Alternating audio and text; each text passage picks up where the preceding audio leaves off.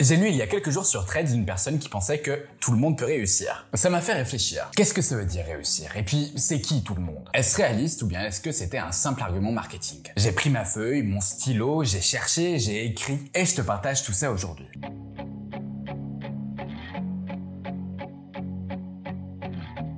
Avant de commencer, je me présente à toi rapidement. Je m'appelle Pierre, j'ai 28 ans et je travaille depuis plusieurs années sur toutes les thématiques autour de l'amélioration de sa vie. Je te partage ici mes erreurs, mes réussites et tous mes tips qui me permettent d'être acteur au quotidien. Et dans ma conception d'être acteur de son quotidien, il y a la possibilité de faire ses choix. Il y a 10 ans, j'ai choisi de faire une partie de mes études en sciences humaines et sociales. Et dans cette discipline, il y a un concept fort, celui du déterminisme social. Pour faire extrêmement simple, cela veut dire que tous nos choix sont conditionnés inconsciemment par nos contraintes sociales. Ce qui nous rend factuellement moins libres de nos choix. Et cela induit que tout le monde ne pourrait pas réussir. Pourtant, des entrepreneurs stars et aujourd'hui milliardaires étaient issus de milieux défavorisés. Certains hommes et certaines femmes politiques sont issus de ce qu'on appelle les minorités. Certaines stars du show business n'avaient aucune connaissance dans le milieu et pourtant ont réussi. À force d'efforts, à force de persévérance, à force de progresser dans celui-ci. Des exemples, des contre-exemples, il en existe plein. C'est pour ça que je ne cite personne. Le but de cette vidéo n'est pas d'heurter qui que ce soit. Je te partage un point de vue pour te pousser à réfléchir, mais pas une vérité. Si t'as envie de partager ton avis, l'espace commentaire est là pour ça. C'est plus utile pour le débat d'idées que de laisser un pouce bas, que personne ne verra. Un grand merci à toi pour ta participation.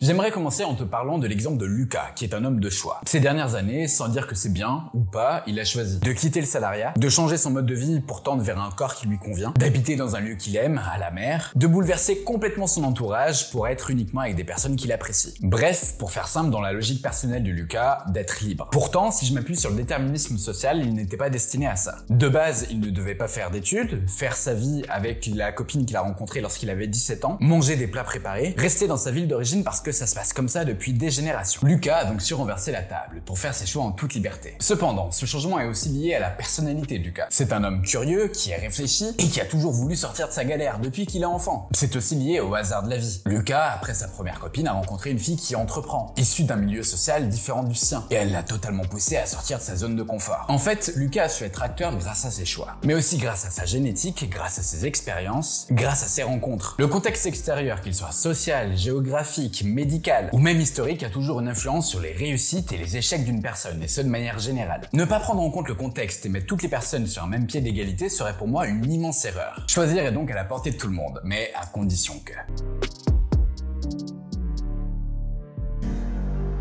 Les êtres humains sont égaux en droit, et je trouve que c'est une très bonne chose d'ailleurs. Dans les endroits où ce n'est pas le cas, j'aimerais que ça tende vers ça. Par contre, les humains ne sont pas égaux dans leur personnalité. Chaque humain est absolument unique. Il n'est en aucun cas la duplication ou le clonage d'une autre personne, hormis dans Orphan Black. Certains vont avoir un immense potentiel sportif, d'autres par exemple une excellente vue, d'autres une excellente capacité à gérer leurs émotions, d'autres, bref, t'as compris l'idée. Chaque personne est différente. Ce qui veut dire aussi que chaque individu a des limites dans sa capacité à réussir. D'ailleurs, je n'ai pas encore évoqué ce mot, mais ça veut dire quoi réussir? C'est une notion qui est ultra subjective. Une étude de 2019 faite par Harris Interactive, que tu retrouveras en description, montre que pour les Français, la première des réussites est la vie de famille épanouie. Et ça a été placé en premier pour 26% des sondés. Ensuite, la deuxième chose, c'est avoir un entourage aimant. La troisième, c'est l'équilibre entre la vie privée et la vie professionnelle. La réussite financière, dont j'entends beaucoup parler sur Threads par exemple, n'arrive qu'en 4e position, favorisé comme premier choix par seulement 12% des sondés. Un sondage d'OpinionWay de 2017 montrait même que la réussite financière était mal vue pour 61% des Français. Mais une chose est sûre, c'est qu'il n'y a jamais d'unanimité. Parce que nous sommes toutes et tous différents. Parce que nous n'avons pas tous les mêmes limites. Tout le monde n'est pas capable d'être chef d'entreprise, mais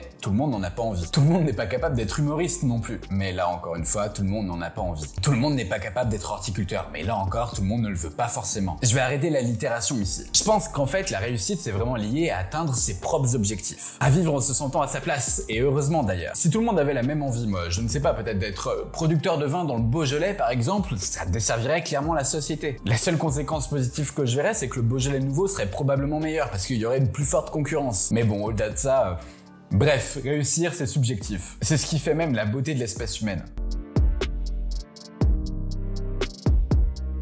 Cependant, dans certains cas, nos envies nous paraissent inaccessibles. Et hormis pour des raisons médicales, là, tu peux agir. Parce qu'en vrai, tout le monde est capable de progresser. Tout le monde est capable de s'épanouir. Mais avant que je t'explique la suite de ma pensée, j'ai une chose à te demander. Si tu es encore là à ce moment précis de la vidéo, c'est que tu trouves mon travail pertinent. Je t'invite donc à lâcher ton meilleur like. Un petit geste pour toi, mais un grand soutien pour moi. Merci pour ça. Je reviens donc à mon propos. Pour moi, nous avons tous déjà ressenti l'envie de faire quelque chose ou de réussir un objectif tout en s'auto-stoppant. La raison à cela, c'est nos croyances limitantes. Je vais prendre mon exemple personnel. Quand j'étais enfant, on me disait à l'école que je finirais ingénieur, que je ne serais jamais bon au sport et que la vie sociale, ce ne serait jamais mon point fort. Si je m'étais arrêté à ces informations-là, que j'avais d'ailleurs encore en tête quand je suis rentré au lycée, je ne serais jamais devenu l'homme que je suis aujourd'hui. Alors certes, je ne suis pas ingénieur, symbole de réussite professionnelle pour toute une partie de la population. Et respect à celles et ceux qui ont choisi cette voie-là, parce qu'en vrai, c'est un travail de fou pour y arriver. Je vous admire, et ceux que je connais parmi vous le savent. Mais par contre, j'ai su me dépasser pour devenir un bon sportif. J'ai su aller au-delà de toutes les limites que certains adultes ont cru bon de me mettre pour explorer mes passions artistiques. J'ai su choisir mon entourage, occuper des fonctions en lien avec le commerce qui nécessite un fort lien social. Et je sais chaque jour établir des liens avec de nouvelles personnes. J'ai su m'investir aussi dans l'associatif,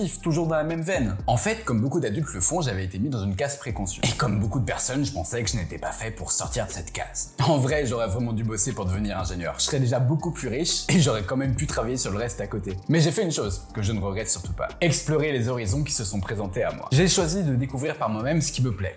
Ou pas. De tester telle ou telle limite. Ou pas. De me concentrer sur les objectifs que j'ai choisis. Et ce, malgré un contexte qui n'était pas forcément favorable à ça. Issu notamment d'une famille où l'on respecte les règles et les codes historiques, ce qui est d'ailleurs très bien. Donc je n'ai qu'un conseil. Expérimente. Dépasse-toi. Trouve tes propres limites. Alors, réussir sa vie, est-ce que c'est une simple histoire de choix? Eh bien, je ne crois pas. Parce que nous n'avons pas toutes et tous les mêmes compétences, qu'elles soient physiques ou psychologiques. Nous n'avons pas toutes et tous le même contexte d'origine, qu'il soit social, géographique, économique ou autre d'ailleurs. Nous n'avons pas toutes et tous les mêmes envies, les mêmes appétences. Nous ne pensons pas tous la même chose non plus. Nous n'avons pas toutes et tous la même notion de réussite, que ce soit en termes de valeur ou en termes de définition. Par contre, nous pouvons toutes et tous explorer d'autres horizons, dans la limite de ces fameuses capacités. Nous pouvons tous choisir une grande partie de notre vie, notamment sur le volet social, le volet sentimental et dans une grande partie des cas sur le volet professionnel. Chaque être humain est responsable de soi. Cela veut dire que chaque personne peut agir sur un grand nombre de points dans sa vie, hormis dans le cas où on a de vraies contraintes médicales. Évidemment, d'un individu à l'autre, la vitesse de progression va vraiment varier. Chaque personne va évoluer à son rythme. Mais c'est là pour moi la beauté de l'espèce humaine. Parce que même si d'apparence nous nous ressemblons toutes et tous, nous sommes réellement différents. Nous sommes uniques. D'ailleurs, c'est vraiment un vrai kiff de découvrir la nouveauté dans chaque personne que je rencontre. Merci à toi d'avoir regardé cette vidéo. Partage-la autour de toi pour éveiller au maximum la conscience et la réflexion de chaque personne. Tu m'aideras à développer ma chaîne et ça c'est cool. Si toi aussi tu veux partager ton expérience qui t'a permis de transformer ta vie en interview avec moi, il y a un questionnaire qui est disponible juste en description, je te laisse aller voir. Profite de ta vie grâce à tes explorations. C'était Pierre de la chaîne En Forme.